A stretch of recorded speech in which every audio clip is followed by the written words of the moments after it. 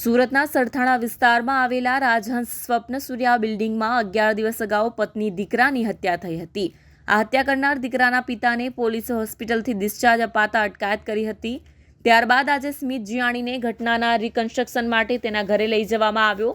સ્મિતને ગતરોજ હોસ્પિટલમાં ડિસ્ચાર્જ આપવામાં આવ્યો હતો, જેથી પોલીસે તેની ધરપકડ કરી હતી। આજે સવારે પોલીસની ટીમ સ્મિતને લઈને સરથાણા જકાતનાકા પાસે આવેલા રાજહંસ સ્વપ્નસૂર્યા બિલ્ડિંગમાં પહોંચી હતી, જ્યાં 11 દિવસ પહેલા કઈ રીતે બનાવ બન્યો હતો તેનું રિકન્સ્ટ્રક્શન કરવામાં આવ્યું।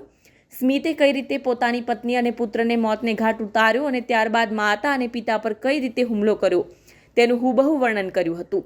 સ્મિતને લઈને પોલીસની ટીમ આજે જ્યારે તેના ઘરે રિકન્સ્ટ્રક્શન માટે પહોંચી ત્યારે આસપાસથી મોટી સંખ્યામાં લોકોના ટોળા ઉમટ્યા હતા। સ્મિતને જોવા માટે ઘટના સ્થળ ઉપર આસપાસના લોકો પણ એકત્રિત થયા હતા। આ સમયે કોઈ અનિચ્છનીય બનાવ ન બને તે માટે પોલીસનો ચુસ્ત બંદોબસ્ત પણ ગોઠવવામાં આવ્યો। ભાનમાં આવેલા સ્મિતે પરિવારમાં જુદા જુદા કારણોથી રોજબરોજ થતા ઝઘડાથી કંટાળીને પરિવારને ખતમ કરી આપઘાત કરવાનું નક્કી કરી હુમલો કર્યાની કબૂલાત કરી હતી। પોલીસ તેને હોસ્પિટલમાંથી રજા મળ્યા બાદ ધરપકડ માટે રાહ જોઈ હતી। ગત રોજ તેને આઈસીયુમાંથી ડિસ્ચાર્જ કરવામાં આવ્યો હતો। આથી સરથાણા પોલીસે અટકાયત કરી સ્મિતને લઈને ગઈ હતી।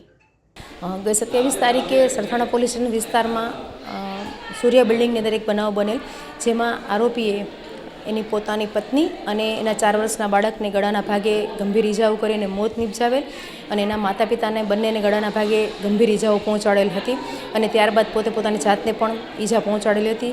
આજ દિન સુધી આરોપી પોતાની જાતને ઈજા કરેલ હોય, હોસ્પિટલાઇઝ હતો।